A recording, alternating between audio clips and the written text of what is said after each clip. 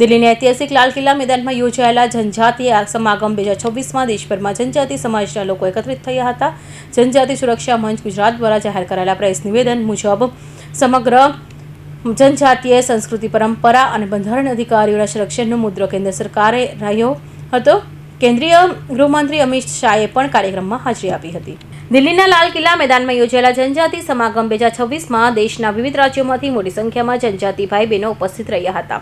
પરંપરાગત વેશભૂષા, લોકનૃત્ય, વાઘો અને સંસ્કૃતિઓ ઝાંખીઓ દ્વારા જનજાતીય વારસાની ભવ્ય રજૂઆત કરવામાં આવી હતી. કાર્યક્રમમાં મુખ્ય અતિથિ તરીકે હાજર રહેલા કેન્દ્રીય ગૃહ અને સહકારી મંત્રી અમિત શાહે જનજાતીય સમાજની આસ્થા, સંસ્કૃતિ અને પ્રકૃતિ સાથે તેના ગાઢ સંબંધની ભારતની સંસ્કૃતિ શક્તિ ગણાવી હતી. તેમણે કહ્યું કે આસ્થાનો ત્યાગ એ સંસ્કૃતિનો ત્યાગ છે અને સંસ્કૃતિનો ત્યાગ એ ઓળખનો ત્યાગ છે. જનજાતિ સુરક્ષા મંચ પોતાના નિવેદને જણાવ્યું હતું કે ધર્માંતરણ બાદ પોતાની પરંપરાગત જનજાતીય આસ્થા, સંસ્કૃતિ અને જીવનશૈલીનો ત્યાગ કરનાર વ્યક્તિને અનુસૂચિત જનજાતિ બંધારણનો લાભ મળવા જોઈએ નહીં. મંચ દ્વારા રાષ્ટ્રપતિ અને વડાપ્રધાન સમક્ષ 3 મુખ્ય માંગણીઓ રજૂ કરવામાં આવી છે. જેમાં અનુસૂચિત જનજાતિ સ્પષ્ટ કાનૂની વ્યાખ્યા નક્કી કરવી, સંબંધિત બંધારણીય જોગવાઈમાં સુધારો કરવા તેમજ જનજાતીય સમાજની સંસ્કૃતિ, અસ્મિતા અને અધિકારીઓના રક્ષણ માટે અસરકારક પગલાં લેવાની માંગ સામેલ છે.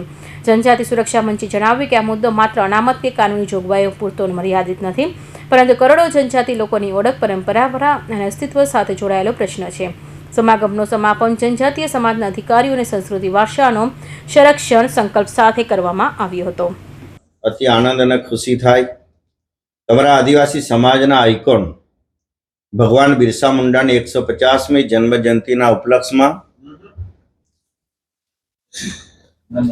ભારતના ઇતિહાસમાં પહેલી વખત લાલ કિલ્લા પર દિલ્હી ખાતે આપણા પાટનગરમાં આ જનજાતિ સમાગમ પહેલી વખત 1.5 લાખથી વધારે પબ્લિક આદિવાસી સમાજના પ્રતિનિધિઓ એટલે ક્રાંતિવીર તરીકે તેઓ દિલ્હી ખાતે 24 મેના રોજ પહોંચ્યા.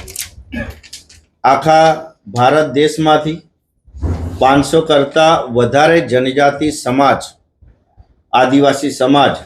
આદિવાસી સમાજના પોતાના વાજિંત્રો સાથે નૃત્ય કરતા પોતાની વેશભૂષા સાથે આ દિલ્હીમાં પહેલી વખત આવો અવસર બન્યો છે. દરેક રાજ્યમાંથી ટ્રેન દ્વારા, નજીકથી હોય તો બાય રોડ દ્વારા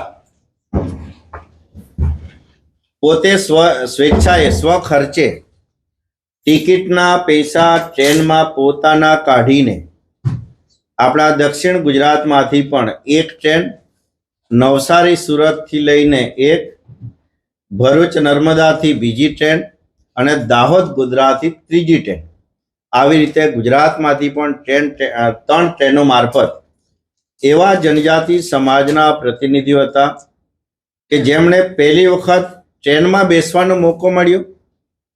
પહેલી વખત દિલ્હી રાજધાની ખાતે એમને જોવાની તક મળી અને લાલ કિલ્લા પર પહેલી વખત જેમણે ઐતિહાસિક આપણી ધરા છે, આપણા દેશનું હાર્ટ જેને કહેવાય એવા લાલ કિલ્લાએ પહેલી વખત પહોંચવાનું એમને સૌભાગ્ય પ્રાપ્ત થયું અને એની અનહદ ખુશી અમારા આદિવાસી સમાજના ભાઈ બહેનોએ વ્યક્ત કરી છે.